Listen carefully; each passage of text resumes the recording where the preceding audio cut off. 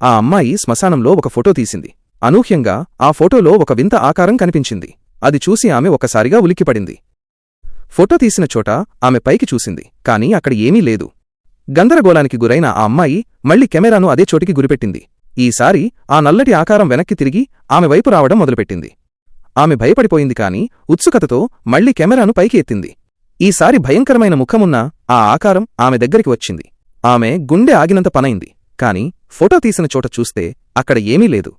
కేవలం ఆమె చేతిలో ఉన్న కెమెరాకు మాత్రమే అది కనిపిస్తున్నట్లు అనిపించింది. ఏదో తప్పు జరుగుతోందని గ్రహించిన ఆమె వెంటనే సర్దుకుని అక్కడి నుండి వెళ్లిపోవడానికి సిద్ధమైంది.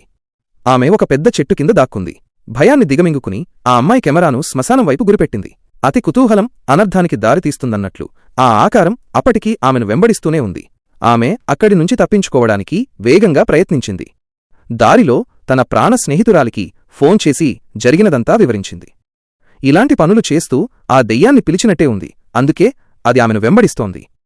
ఆమె తన బిల్డింగ్ మెట్ల దగ్గరికి చేరుకోగానే అకస్మాత్తుగా ఇనుపగేటు తెరుచుకున్న శబ్దం వినిపించింది.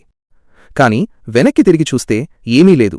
కేవలం చల్లని గాలి మాత్రమే వీస్తోంది. ఆమె కెమెరా పైకి ఎత్తి ఒక ఫోటో తీసింది. నిశ్చయంగా ఆ ఆకారం అప్పటికీ ఆమె వెంటే ఉంది. ఆ అమ్మాయి కంగారుగా ఇంటికి వెళ్లి తలుపు వేసుకుంది.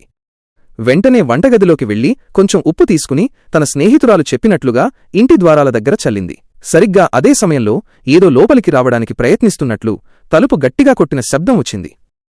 వణుకుతున్న చేతులతో ఆమె తలుపు దగ్గర ఉప్పు చల్లింది. తలుపు కొట్టడం ఆగిపోయింది.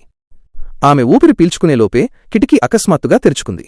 నేలపై అడుగుల శబ్దం వినిపించడంతో ఆ ఆకారం లోపలికి ప్రవేశించిందని ఆమెకు అర్థమైంది.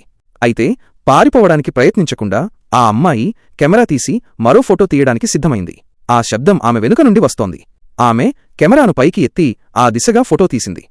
మీకు ఇలాంటి మరిన్ని భయంకరమైన కథల కోసం మా ఛానల్ని సబ్స్క్రైబ్ చేయడం మర్చిపోకండి.